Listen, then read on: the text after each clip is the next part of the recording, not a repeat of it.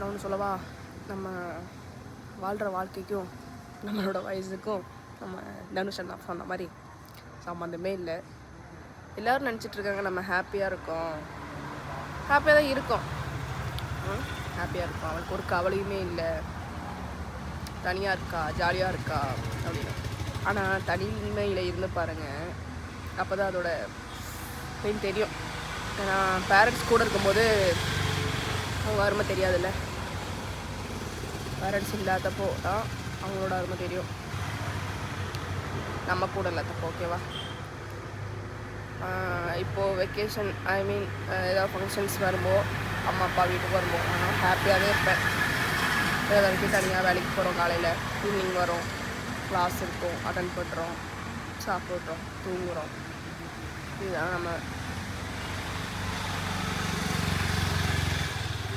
எல்லார் லைஃப்பும் ஒரே மாதிரி இருக்காது, கொஞ்சம் யோசிச்சு பாருங்கள். சொல்கிறவங்க கிட்ட சொல்கிறேன், நீ ஹாப்பியாக இருக்கேன்னு சொல்கிறாங்கல்ல, அவங்களுக்காக அது.